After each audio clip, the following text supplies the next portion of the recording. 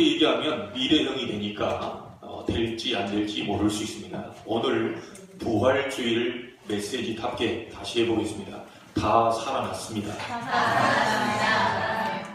예, 여러분 반드시 우리 입술의 고백대로 되어집니다. 그래서 뭐가 될 것이다, 뭐 할 것이다 이렇게 하지 마시고 분명히 다 살아난 줄 믿습니다. 이렇게 고백을 하시기 바랍니다.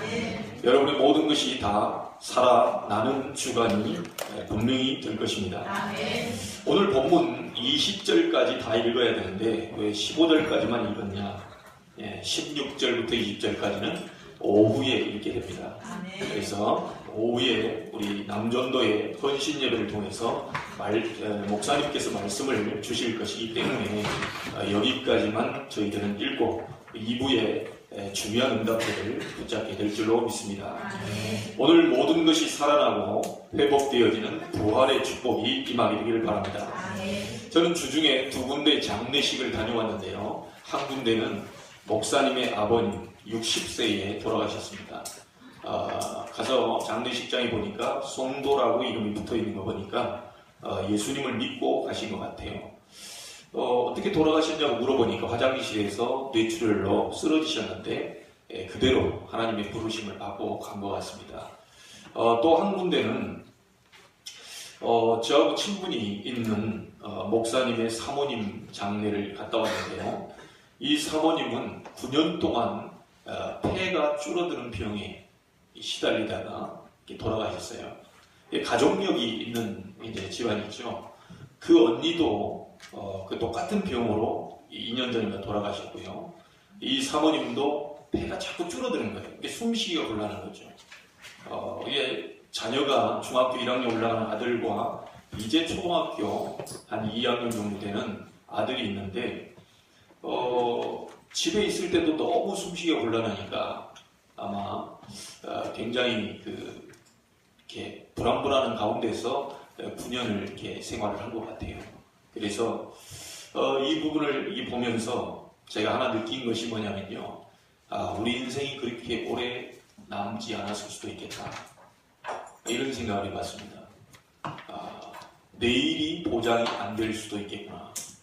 그렇다면 오늘 우리는 어떤 삶을 살 것이냐. 이게 굉장히 중요하다는 생각을 했어요. 여러분 1000년, 10,000년 동안 우리가 살면 좋겠지만 사실은 우리는 하나님 앞에 부름받을 시간표가 다 정해져 있습니다. 시한부 인생인 거죠. 육신에 질병이 온 사람이 며칠 동안 살 것이라는 의사의 진술을 받은 사람은 자기가 죽는 날을 알고 있는 사람이고 저희들은 죽는 날을 알지 못하지만 분명히 저희들에게도 시한부 인생으로 살고 있다는 겁니다.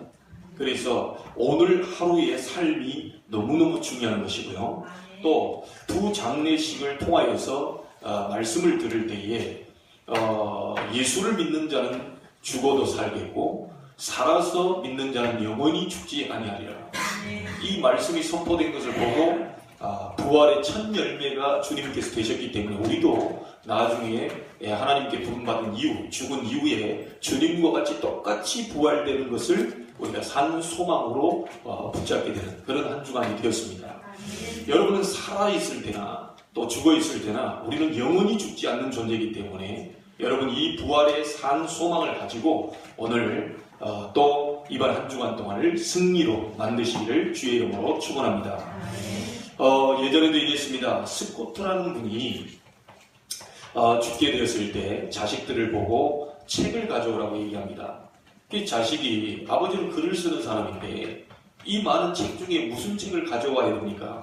라고 물었을 때 이 스코트라는 분이 하는 얘기가 내가 지금 하나님 앞에 부름받아서 하나님 앞에 가게 되는데 수학책이 필요하겠냐 과학책이 필요하겠냐 성경책을 가져와라 그렇게 얘기했다고 합니다.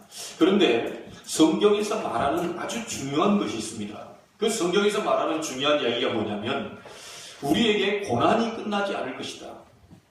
인간에게는 고난이 끝나지 않을 것과 그 이유를 분명히 말하고 있습니다. 그래서 제일 많이 오는 병이 지구상에 정신의 문제가 오게 되는 이 정신병이 가장 많이 오게 됩니다. 그래서 자꾸만 이런 사람들이 많아지기 때문에 우리는 중요한 부분을 알고 대비해야 되겠습니다. 유명한 사람이 나타나면 자꾸 사람들이 박수를 치고 이 많은 사람들은 좋아하고 있지만 이 사람들은 이 영적인 사실을 모르고 있기 때문에 이 유명한 연예인들이 이런 부분에 시달리다가 결국 자살로 가는 경우가 많이 있습니다. 집안에 연예인이 2명이나 되었는데 그 사람들이 영적인 문제를 어려운 고난을 이기지 못하고 결국 자살하게 된 것을 우리는 잘 알고 있습니다.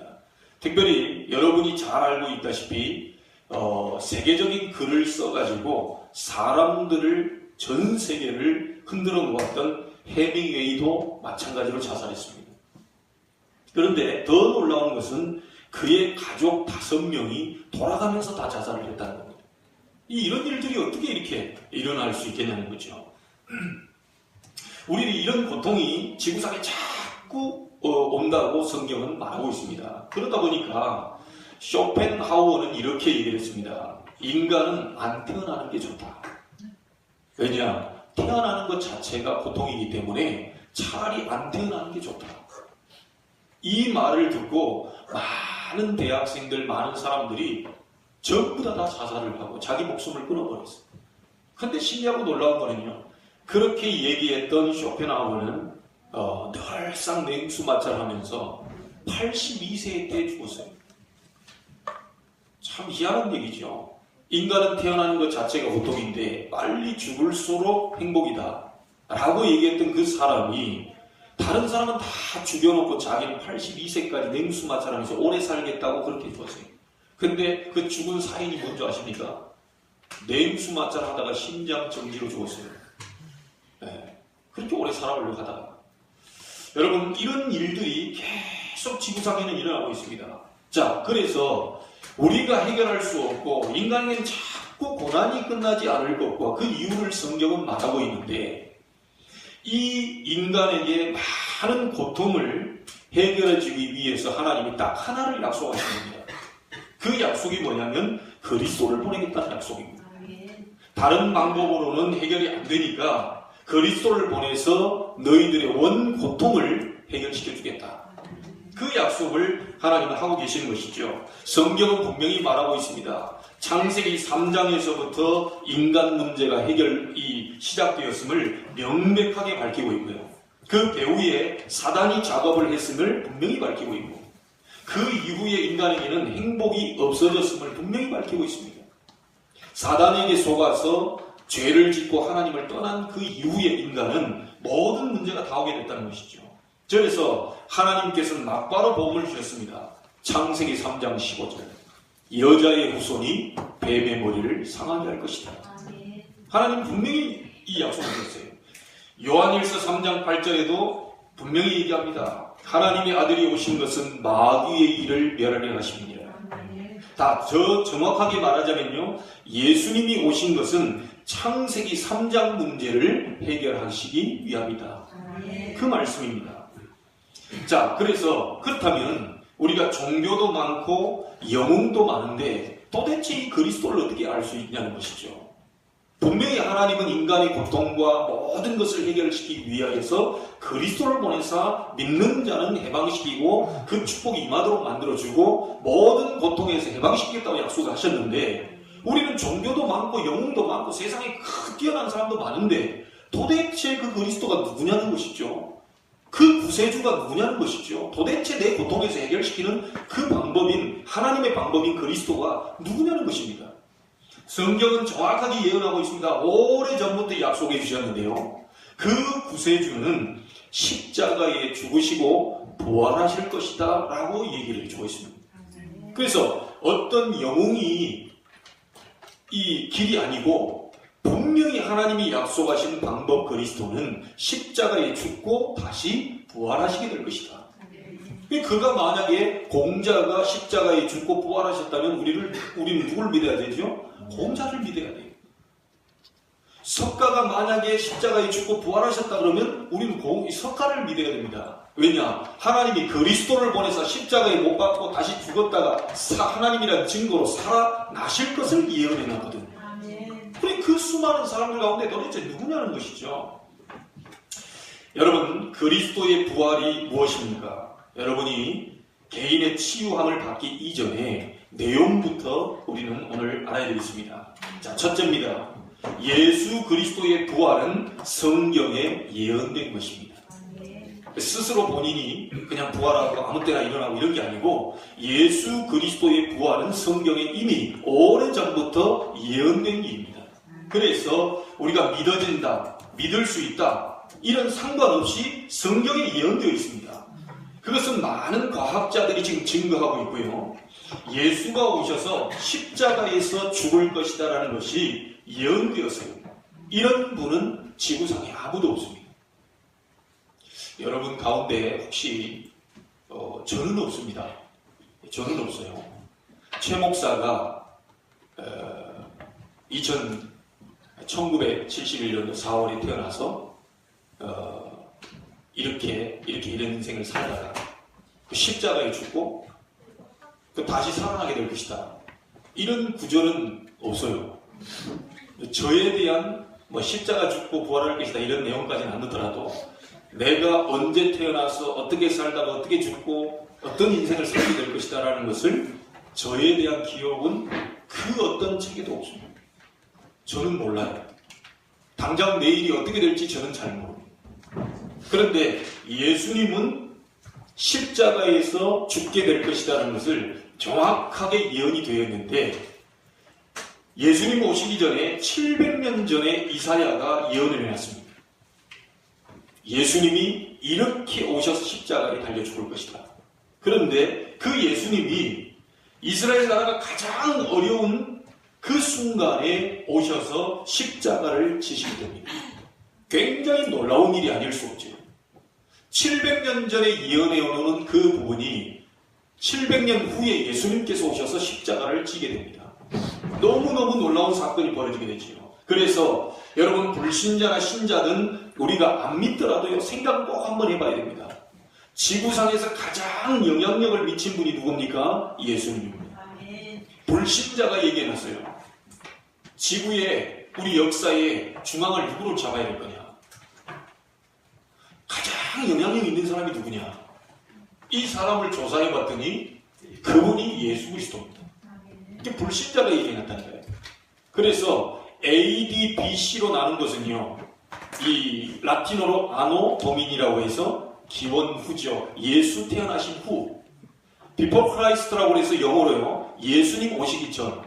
그래서 역사의 중앙을 예수 그리스도로 잡자라고 해서 우리는 지금 그 2016년도라는 것은 예수님이 오시고 난 이후에 2016년도라는 날짜를 좀 쓰고 있습니다. 연도를. 그래서 그건 우리 믿는 사람들이 얘기했다면 저 사람들은 서로 자기들이 믿으니까 예수님을 역사 중앙이라고 얘기했겠지 라고 할지 모르지만 불신자들이 이 선택한 사람이 바로 예수 그리스도입니다. 역사에 가장 영향력 있는 사람. 그래서 그분을 중심으로 역사의 중앙을 잡아놓고 기원전 기원후로 이렇게 나누게 됩니다. 자, 그렇다면 우리가 좀 생각해 봐야 될 것이 아니겠습니까? 지구상에서 가장 많이 팔린 책이 뭐죠? 성경입니다. 네. 스님들도 성경을 읽고 계십니다. 판사들도 성경을 참고하고 있습니다. 왜요? 너무너무 중요한 부분들이 다 여기 나와 있기 때문에. 자, 그렇다면 우리가 연구해 봐야 되겠죠. 생각을 해 봐야 되겠죠. 여러분, 이런 가운데에 도저히 이해할 수 없는 부분이 하나 있는데요. 예수님이 부활할 것이라는 예언된 사건이 바로 성경에 기록이 되어 있습니다. 십자가에 죽을 것이라는 사건뿐만이 아니고 예언된 십자가에서 죽었다가 부활하실 것이라는 것을 예언해 놓은 사건이 성경에 기록되어 있어요. 그래서 마태복음 13장 35절에 보니까 이런 말씀이 있습니다. 예수님이 비유를 들어 설명하시는데요. 그것은 알아듣도록 하기 위함이다. 누가복음 8장 10절에도 이런 말씀이 있습니다. 예수님이 설명하실 때 비유를 들어 설명하는데 그것은 알아듣지 못하도록 하기 위함이다. 똑같은 말인데 왜 그렇습니까? 성경은 흑암 세력에 대한 모든 심판에 대한 부분이기 때문에 도저히 알아들 수가 없습니다. 만약에 예수님이 메시아로 오신다는 것을 장사꾼들이 알면 어떻게 되겠습니까? 만약에 예수님이 메시아로 온다는 것을 정치꾼들이 알면 어떻게 되겠습니까? 예수 그리스도를 장사하는 데 활용을 할 것이고요. 예수 그리스도를 정치하는 데에 활용을 할 것입니다. 그래서 그런 사람들은 도통 못 알아듣도록 비유로 말씀하셨다. 자, 어떤 사람은 비유로 말씀하신 이유가 알아듣도록 하기 위해서 말씀하셨다. 이유는요, 진리를 아는 사람만 알아듣도록 하시기 위한 것이죠. 예. 절대로 장사꾼이나 정치꾼들이 알아듣지 못하도록 비유로 얘기해서 얘기하시고, 진리를 아는 사람들만 알아듣도록 비유로 설명을 하셨다고 했습니다. 자, 여러분, 가룟 유다가 어떤 사람입니까? 계산해 보니까 예수님 따라가면 안 될 것 같아요. 손해볼 것 같아요. 그래서 결국은 돈을 준다고 하니까 예수님을요, 돈 주고 예수님 팔아먹는 거죠. 그런데 신기하고 놀라운 건 가룟 유다에 배반하는 그 일도 성경에 예언되어 있습니다. 놀라운 일이죠. 예수님이 십자가에 못 박기로 하니까요, 많은 무리들이 모여서 예수님을 십자가에 못 박으라고 아우성을 칩니다. 그때 재판을 맡은 사람이 누굽니까? 빌라도 총독입니다. 이 빌라도 총독이 자꾸 예수님 십자가에 못 박으라고 하니까 자기가 조사를 해본 거예요. 조사를 해보니까 죄가 있습니까? 없습니까? 없어요. 내가 볼 때 예수님은 죄가 없는데 어째서 자꾸 십자가에 못 박으라고 하냐? 나는 죄를 찾지 못했다. 그러니까 이 사람들이 막 백성을 선동해가지고 더 막 십자가에 못 박으라고 선동해요. 여러 일을. 그래서 나는 모르겠다. 나는 손을 씻겠다. 너희들이 알아서 해라. 이래 나온 겁니다. 자, 6월절이라고 하는 절기에 유대인들이 죄수 하나를 풀어주는 전례가 있어요. 그러니까 그걸 이용해서 이 죄수 하나가 풀어주는 전례가 있는데, 야, 예수를 풀어주면 어떻겠냐? 내가 보니까 죄를 못 찾았는데. 이러니까 이 사람들이요, 예수와 바라바 중에 누굴 풀어주면 좋겠냐고 그랬더니 당연히 예수님을 풀어주십시오라고 얘기할 줄 알았더니 이 사람들이 막 더 목청을 높여서요, 예수를 십자가에 못 박고 바라바는 우리에게 내달라. 이런 식으로 막 몰고 갑니다. 알 수 없는 일이 막 벌어지는 거죠. 여러분, 이때 이 사람들이 한 말이 있어요. 만약에 저 예수에게 죄가 없다면 그 피를 우리와 우리 후손들에게 돌려라. 여러분, 그 한마디에 이스라엘 백성은 거의 2000년 가까이 유리방랑하는 민족이 되어버렸습니다. 히틀러에게만 600만이 가스실에 다 죽어버렸고, 그 어른들의 말 한마디가, 어른들의 그 신앙 고백이, 저 예수에게 죄가 없거든 우리와 우리 후손에게 이 피를 돌려라. 이것 때문에 그 후손은 아무 죄도 없이 전부 다 나라마다 흩어져가요. 싹 다 몰살당하는 일을 당하게 됩니다. 여러분, 우리 어른들 신앙 고백을 바로 하셔야 됩니다. 특별히 우리 부모님들 신앙 고백 바로 하셔야 됩니다. 속은 아니라 할지라도 말은 바로 하셔야 돼요. 입은 삐뚤어져서도 말은 바로 하라는 얘기가 바로 그런 말입니다. 입 삐뚤어져서 말은 바로 해야지. 말이 틀린 말이 나오면 어떻게 됩니까? 영 내 아이가 볼 때 이상한 아이가 이게 보여도요, 그 아이를 너는 이상하다, 너는 그러다 멸망받겠다, 너는 그러다 죽겠구나, 너는 아무것도 안 되겠구나, 이렇게 얘기해버리면 어떻게 되겠습니까? 그대로 성취된다니까요. 그대로 성취돼요. 그러니까 여러분, 자녀를 보고도 에라 이 망할 놈아 이렇게 하면 안 돼요. 에라 이 살 놈아 이렇게 해야지. 그럼 조금 내 입에 쓸 때 망할 놈아, 썩을 놈아, 죽일 놈아, 맨날 이런 말 쓰고 있거든요. 그러니까 이 아이가 그게 계속 각인뿌리 체질을 내면 어느 날 진짜 망하는 일이 오게 돼버린다니까요. 말이 씨가 돼서 2000년 가까이 이 말 한마디에 후손이 다 죽어버렸어요. 여러분, 부모님들 정말 여러분 신앙 고백 바로 하시길 바랍니다. 우리 입에서 자꾸요, 하나님 얘기가 안 나오고, 복음 얘기 안 나오고, 기도 얘기 안 나오고, 말씀 얘기 안 나오고, 자꾸 딴 얘기 계속 나오고 있거든요. 이것이 1년, 2년, 3년, 10살, 20살 계속 아이에게 각인 뿌리 체질돼가지고요, 어느 날 이 아이가 무너져 버려요. 어느 날 이 아이에게 영적 문제가 왔을 때는 부모님이 얘기해준 말씀이 생각나야 되는데, 여러분이 신앙 고백한 그 말씀이 생각나서 불신앙을 꺾어버려야 되는데, 어느 날 인생에 아주 고비가 왔을 때 어머님이 망할 놈아, 썩을 놈아, 죽일 놈아 이런 말들이 툭 튀어나옵니다. 야, 이제 내가 드디어 망하는가 보다. 이제 내가 드디어 무너진가 보다. 우리 후대에게 올바른 믿음으로 여러분이 세워주셔야 됩니다. 여러분 오늘 입술의 고백이 무엇이 나오는지 잘 한번 보세요. 제가 어떤 이 아이들을 그동안 이렇게 많이 만나보고 이렇게 했잖아요. 근데 그 아이들이 이렇게 늘 보면요. 이 교회마다 한 6군데를 지나보면서 많은 청소년들을 만나고 가는데 부모님들과 상담하고요. 금요 기도회 끝나면 반드시 전에 있던 교회에서는요. 12시 넘도록까지 지나가다가 슈퍼 앞에 평상에 앉아가지고 막 어머님이 계속 얘기합니다. 제 앞에서. 근데 이 어머님이 새벽마다 기도하시는 분이에요. 새벽마다 기도하시는 분인데 입을 벌릴 때마다 뭔 얘기를 하냐면 전부 불신앙 얘기야.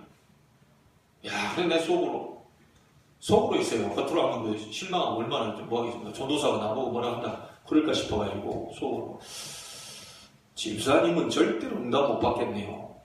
차라리 새벽 기도하지 마세요. 그렇지 새벽마다 기도하면 360을 안 빠진 날이 없는데 다 기도하면서 입에서 나오는 고백은 싹 다 불신앙이야. 싹 다 불신앙. 절대로 응답이 안 되겠구나. 여러분 오늘 모든 것을 바꾸게 되길 바랍니다. 여러분 입술의 고백 다 바꾸시기 바랍니다. 분명히 하나님 말씀에 너희 말이 내 귀에 들리는 대로 내가 시행하게 돼. 믿음을 자꾸 고백하세요. 네. 자꾸 믿음을 고백하세요. 여러분 우리 부부 간에도요 마찬가지로 자꾸요 이 뭡니까 이런저런 이게 이 불신앙적인 얘기를 자꾸 하면요 절대로 상대가 바뀌지 않습니다. 여러분이 오늘 신앙을 고백할 때 모든 것이 다시 회복이 되는 부활의 역사가 일어날 때 상대가 바뀌게 된다. 네. 분명히 저는 그것을 봤어요. 오늘 완전히 여러분들에게 신앙이 고백되는 중요한 축복의 날이 되기를 주의 이름으로 축복합니다. 아멘. 자, 이 예수님께서 십자가를 지고 올라갈 때요. 올라갈 힘이 없습니다. 힘이 없다 보니까 성경에는 없는데요.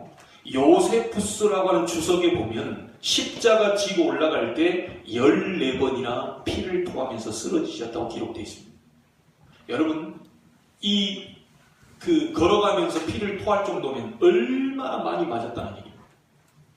엄청나게 많이 맞다 보니까 이 피를 토하면서요, 계속 쓰러지시면서 너무 짊어지고 갈 힘이 없다 보니까 다른 사람을 대신 짊어지고 십자가까지 골고다 언덕까지 올라갑니다. 제가 이스라엘 갔을 때 쓰러진 그 자리마다 기념으로 해서 거기서 기념품 팔고 있더라고. 이 자리가 12번째, 이 자리가 13번째 쓰러졌다. 그 자리에서 물건 팔고 있다는 거예요. 이 사람들 그것을 상업화 시켰죠. 근데 실제 한번 생각해 보세요. 14번 쓰러지시면서 피를 통해서 자기가 이 짊어지고 올 힘이 없으니까 옆에 사람을 대신 짊어지고 올라가도록 했다는 거예요. 그런 과정을 거치면서 여러분 십자가 질 때 그때 당시 사형 틀 아닙니까? 사형 제도 아닙니까? 손을 못 찔렀어요. 대못을 쳤어요. 여기다가 친 게 아니고요. 여기다 치면 빠져나오죠. 무게 때문에 빠져나와요. 여기다 친 거죠. 여기다 쳐놔야 이게 내려오질 못하니까. 손을 그었다 치고 발을 2개를 포개가지고 뼈를 관통시켰어요. 뼈를. 그 십자가 진 예수님 그런 십자가를 친 것이고. 자, 그러면서요, 이 사람들이 막 조롱합니다. 야, 네가 평상시 때 하나님의 아들이라고 했잖아요. 내려와라. 하나님의 아들이면 내려와라. 이렇게 조롱하면서요, 심지어 네가 왕이라고 했잖아요. 이 사람들이 네가 왕이면 관이 있어야니까요, 왕관이. 이러면서 막 가시관을 엮어가지고 그것을 위에서 막 눌러서 피가 막 줄줄줄 흘립니다. 이러면서 사람들이 막 계속 조롱을 하는 거예요. 여러분, 완전히 십자가에 못 박혀 죽었는데도 불구하고 옆구리에 창을 찌른다는 거예요. 나머지 있는 물과 피를 다 왈칵 다 쏟아버립니다. 완전히 죽은 그런 상황이죠. 자, 이때 예수를 따라다니던 제자들과 사람들은 어떻게 되지요? 싹 다 도망가고 있어요. 그렇게 예수님을 따르고 엄청난 말씀을 주시고 이렇게 예수님은 우리의 메시아로 올 줄로 생각했는데 죽어버려요. 이 사람들이 다 도망가. 그런 중에 지나오면서 여자들이 막 울면서 따라옵니다. 그 십자가에서 막 웁니다. 예수님이 막 이렇게 따라가면서 여자들이 우니까 그 여자들을 보고 아주 중요한 얘기를 했죠. 누가복음 23장 28절에 이런 말씀하셨습니다. 나를 위하여 울지 마라. 너와 네 자녀를 위하여 울어라. 아주 의미심장한 말을 했습니다. 나는 십자가에 죽으러 왔지만 앞으로 다가올 미래에 너와 네 자녀들이 당할 많은 영적인 고난, 앞으로 이스라엘은 멸망당하고 성전 다 불에 타 없어질 그런 미래를 보면서 너희들과 너희 자녀를 위해서 울어라. 앞으로 다가올 환란을 위해서 그 힘을 달라고, 그걸 넘어설 수 있도록 그렇게 기도해라. 그 주님은 그렇게 말씀하셨습니다. 자, 그러면서 예수님이 십자가에서 죽는 6시간 동안에 하신 말씀들이 있습니다. 그걸 보고 십자가에서 7 말씀을 하셨다 그래서 가상 7언이라 이렇게 얘기합니다. 그 첫 번째 말씀이 뭡니까? 주여 저들의 죄를 용서해 주옵소서. 저들이 알지 못하나이다. 저 같으면 어떻게 합니까? 당장 저것들에게 저주를 퍼부어주옵소서. 우리 같으면 어떻게 하겠어요? 나를 그렇게 고통스럽게 그렇게 죽여놨는데 저것들의 날벼락을 맞도록 말이야. 지금 당장 막 목숨을 다 걷어와. 이래도 시원찮을 판에 예수님은 첫 번째 마디가 뭐였냐? 주여 저들의 죄를 용서해 주옵소서. 저들이 알지 못하나이다. 예수님이 십자가에서 하신 기도 제목입니다. 두 번째 말씀이요. 옆에 강도가 얘기합니다. 우리는 우리 죄 때문에 죽지만 당신을 쳐다보니까 죄가 없는데 당신은 하나님의 아들이시군요. 당신의 나라에 나를 있게 해달라. 당신이 갈 때 나를 좀 데려가 달라. 예수님을 영접하는 일이 벌어져요. 죽는 순간이에요. 이 순간에 예수님이 두 번째 하신 말씀이 뭡니까? 네가 나와 함께 낙원에 이르게 될 것이다. 자, 옆에서 여자들이 울고 있습니다. 그의 어머니가 울고 있습니다. 위로의 말씀을 하시죠. 그 죽는 순간에 그 고통 중에 위로의 말씀을 하십니다. 자기는 아무것도 하지 않고 그 어머니를 위로합니다. 여자여 아들이 니이다 라고 위로의 말씀을 전달합니다.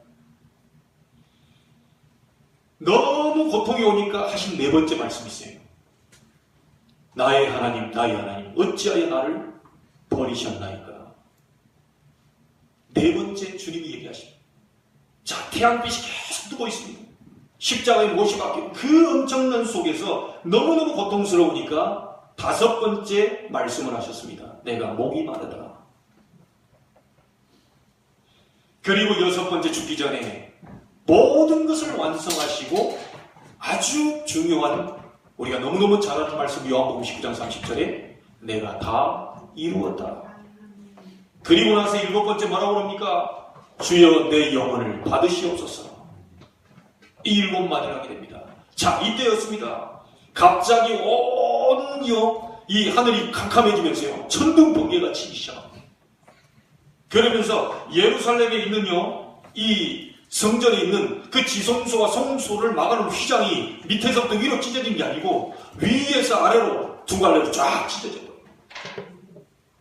무슨 말입니까? 그리스도 예수께서 십자가에 죽는 그날 하나님께로 나아갈 수 있는 확실한 길을 열어버립니다. 얼마나 놀랬던지요. 이 백부장이 보면서 저 사람은 진짜 하나님의 아들이구나. 자기도 모르게 고백이 나와버립니다. 천둥 번개치면서 온 하늘이 캄캄해지니까요. 자, 이러면서 예수님은 십자가에 돌아가시고 무덤에 가시게 됩니다. 모든 제자들 앞에는 죽음만 남게 되었죠. 그리고 모임을 이런 예수님 때문에 모임 가는 모든 사람들 전부 처형하기로 결정하고 무참하게 이 모든 것이 끝이 났습니다. 자, 그런데 이걸로 끝인 줄 알았더니 예수님께서 부활하신 것입니다. 다른 사람 다 예수 죽이면 끝이 날 줄 알았는데 다 도망가고 다 끝일 줄 알았는데 예수님께서 부활하신 겁니다. 아주 이상한 사건이 벌어져 버린 거죠. 자, 두 번째입니다. 예수님께서 부활하신 두 번째 큰 의미가 뭐냐? 역사적인 사실입니다. 그냥 소설 얘기가 아니고요. 설화가 아니고 역사적인 사실입니다. 오늘도 저와 여러분이 고백했습니다. 전능하사 천지를 만드신 하나님 아버지를 내가 믿사오니 본디오 빌라도에게 고난을 받으사. 우리 지금 이 빌라도, 아무 잘못도 없는 빌라도 욕을 했다니까요. 본디오 빌라도에게 고난을 받으사. 지금 모든 전국과 세계에 있는 교회에서 싹 다 똑같이 이구동성으로 얘기합니다. 본디오 빌라도에게서 고난을 받으사. 이 말이 무슨 말입니까? 아니, 나는 이 사람한테 죄를 못 발견했다. 난 손이 씻는다. 너희들이 알아서 해라. 이렇게 죄가 없는 분을 자꾸 우리는 욕합니다. 매 주일 때마다, 수요 예배 때마다, 금요일 계속 본디오 빌라도에게 고난을 받으사 십자가에 죽으시고. 왜 그렇죠? 빌라도가 재판하는 그 당시에 예수님이 죽으셨다는 겁니다. 역사적인 사실입니다. 자, 이렇게 내려보니까 이 사람들이요, 3일 만에 부활한다고 하니까 어떻게 되겠습니까? 이 경비병들을 거기다 보내가지고요, 로마인, 유대인 섞어가지고 이 경비를 막 철통같이 지키는 거예요. 왜냐? 3일 만에 다시 살아난다고 합니다. 혹시나 싶어가지고 이것들이 어떻게 이렇게 일을 버리고 말이지 살아났다고 또 떠들까 싶어서 확실하게 막 철통같이 경비를 세워. 그런데 여러분, 이상한 일이 벌어졌죠. 옛날 이 무덤은요, 이 집 같은 형태입니다. 그 집 같은 형태로 만들어 놓고 거기다 돌을 갖다가 막아 놓는데, 이 돌을요 한 사람이 움직일 수가 있는 게 아니에요. 군인들이 몇 사람이 이동을 해야 될 그런 문입니다. 돌문이에요. 그러니까 돌문을 가져 막아놓고 경비들은 철도같이 세웠는데 어떻게 누가 무슨 일을 그 한 사람이 가서 그렇게 할 수 있겠어요? 절대로 못하지요. 자, 갑작스럽게 3일째 되던 날 아침입니다. 그 새벽에 빛이 내리쬐면서요, 그 안에서 이 돌문이 옆으로 옮겨지면서 예수님이 그 자리에서 걸어 나온 거예요. 이러니까 어떻게 됩니까? 심장 약한 그 경기 보고 있는 사람 가운데요, 일단 너무 놀래가지고 졸대요. 아니, 어떻게 지금 저 돌무덤을 옮기고 저 사람이 걸어 나오니까요, 그 예수가 걸어 나온단 말이에요. 자, 이렇게 되니까요, 가장 확실한 증인이 누구죠? 군인들입니다. 이 군인들이 가서 대제사장에 가서 보고를 합니다. 살아났다. 걸어 나왔다. 그게 뭔 소리냐? 그럼 가서 잡아야 될 거 아니냐? 왜 안 잡냐? 너무 놀래가지고 우리가 거의 졸도한 애들도 있고 너무 놀래가지고 못 잡았다. 그러니까 이 정치인들 한번 보세요. 정치하는 사람들은요, 가서 입막음을 이겨 시킵니다. 절대로 그 얘기하지 마라. 어디가 살아났다고 얘기하지 마라. 그 자리에 있던 군인이 몇 명이냐? 예, 몇 명입니다. 그 사람들에게 돈을 많이 줘라. 많이 줘놓고 함구할도록 해라. 절대로 이걸 발설되지 않도록 그렇게 얘기해라. 그렇게 얘기합니다. 자, 여러분, 이 부분이 이렇게 했다는 얘기까지도 성경은 기록하고 있습니다. 쉬쉬하라는 그 얘기까지도 소문이 퍼진 것을 성경은 기록하고 있습니다. 그러니까 이 사람들이 최후의 수단까지 다 쓸대로 썼는데 결국은 예수님은 예언된 대로 부활하시고 역사적으로 부활하신 확실한 증거를 보이게 된 것이죠. 자, 여러분이요, 오늘 꼭 기억하셔야 될 게 있습니다. 이때 유대인과 로마인들이요, 꾸며낸 얘기가 있습니다. 유언비를 자꾸 퍼뜨리죠. 자꾸 예수 살아났다는 게 이 되면요, 자기들이 너무 곤란하게 처해지니까 자꾸 이제 유언비를 퍼뜨립니다. 어디 가서 이 제자들이 너무 사모한 나머지 제자들이 훔쳐갔다고 얘기해요. 훔쳐갔다고 얘기해요. 그것이 일명 도난설입니다. 너무 사모해가지고 이 사람들이 와서 훔쳐갔다.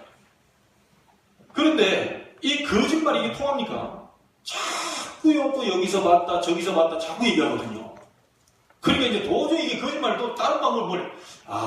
그러면 이 사람들이 너무 사모한 나머지 환상을 받는 거다. 이래가지고 나온 게 환상설입니다. 그런데 이게 보니까요, 한두 사람이 아닙니다. 진짜 봤다는 사람이 계속 나오는 거예요. 이래서 이때는 거짓말을 하지 않고요, 자기들 진실을 드러내죠. 뭐라고 얘기하냐면요, 우리가 덜 죽였구나. 덜 죽여서 기절했는데 여기 깨어나서 살아나왔고, 이게 바로 기절설입니다. 예수 그리스도를 훔쳐갔다. 그게 도난설이고요. 이 사람들이 환상을 봤다. 그게 환상설이고요. 덜 죽였구나. 그게 기절설. 그런데 여러분, 이 세 가지가 싹 다 뭘 의미하는 거죠? 도난설에는 무덤이 시체에 없었다는 걸 증거하고 있고요. 환상설이라는 것은 예수 그리스도를 본 사람이 있다는 것을 증명하고 있고요. 기절설이라는 것은 예수님이 죽지 않고 살아계신다. 그리스도의 부활을 전부 다 입증시키는 증거들이 다 되어버렸어요. 자기들은 모든 갖가지 거짓말을 다 했는데 그 거짓말이 오히려 그리스도의 부활을 확신시키는 그 증거를 드러내게 됐어요. 여러분, 예수 그리스도는 예언되어서 이 땅에서 오셔 십자가 죽으시고 부활하실까 예언되어 있습니다.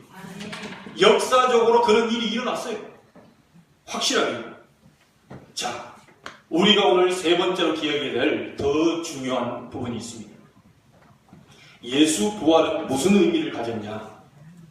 예수 부활은 구세주라는 유일한 증거입니다.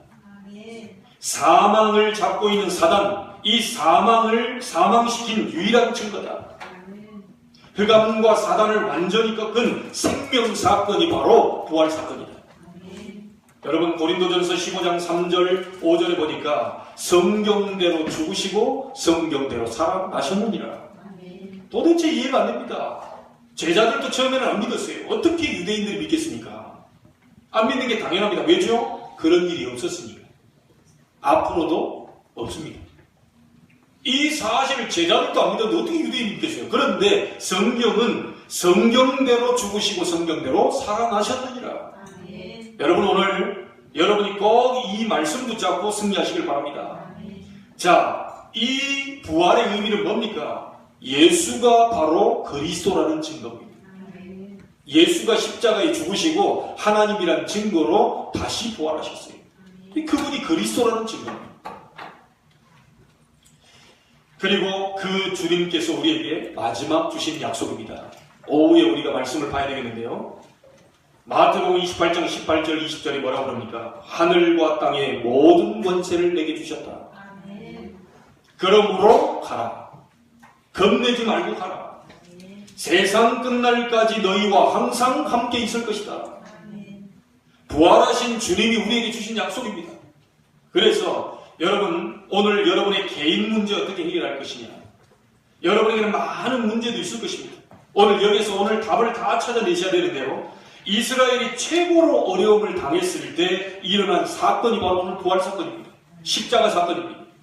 세 가지로 오늘 꼭 붙잡고 여러분이 한 주간 동안 오늘을 승리하시기를 주의 이름으로 축복합니다. 그 첫 번째가 뭐냐? 부활하신 그리스도는 보좌에 앉으사 지금도 눈에 안 보이게 성령으로 여러분과 함께 하심을 믿으시길 바랍니다.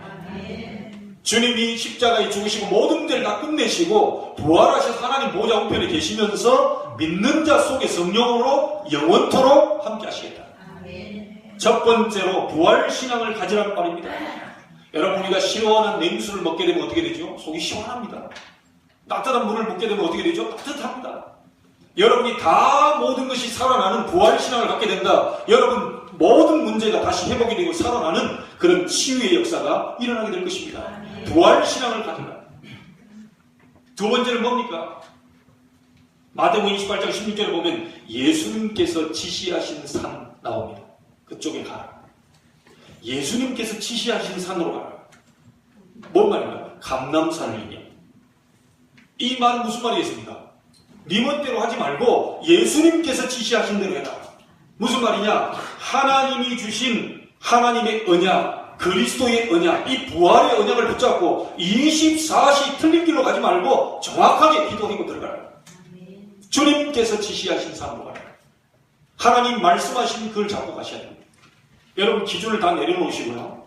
하나님의 약속을 붙잡고 진짜 기도 시작한다면 하나님은 모든 것을 회복시키는 역사를 주실 줄로 믿습니다. 자, 그리고 세 번째입니다. 사도행전 1장 8절에 주님 승천하시면서 남기신 영원한 말씀.